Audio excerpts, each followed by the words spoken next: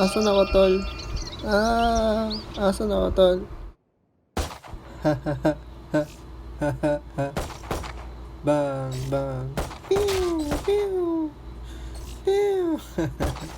Bang, bang. Pew. Astig dito,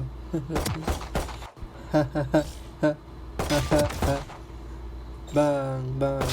Pew, pew. Pew. Bang, bang. Pew. Astig dito,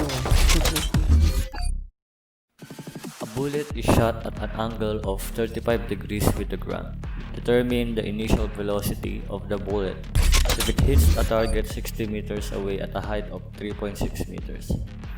Our given theta is 35 degrees and x is equal to 60 meters and y is equal to 3.6 meters. Our required is the initial velocity. And the equation that will be used is x is equals to initial velocity multiplied by time and y is equals to h plus 1/2 multiplied by gravity multiplied by time squared.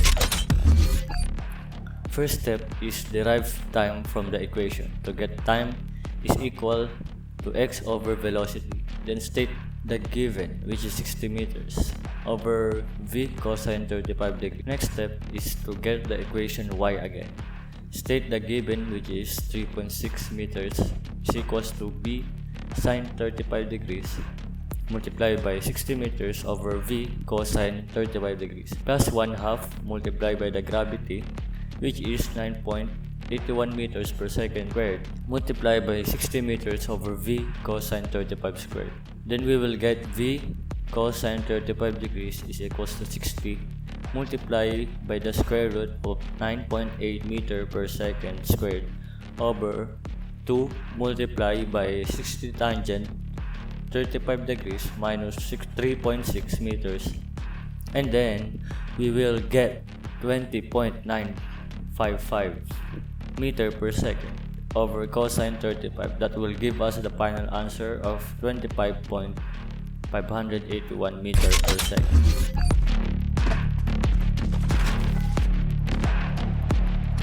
Revealing area.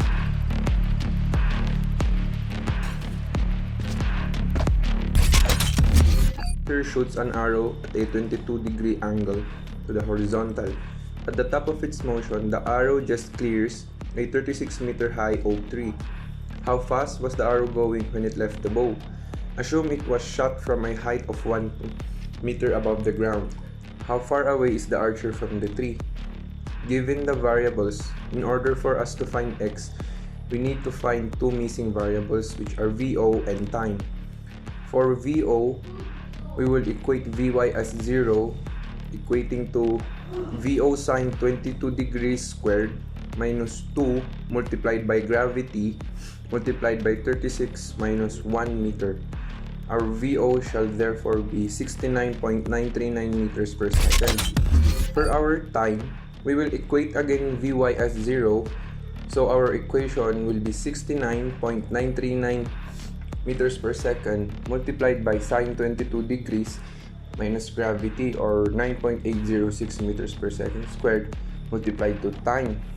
We shall now equate time as 2.672 seconds. Now that we have the two missing variables, we can now find x. X shall be equated as 69.939 meters per second multiplied by cosine 22 multiplied by time, which is 2.672 seconds. X will be 173.256 meters.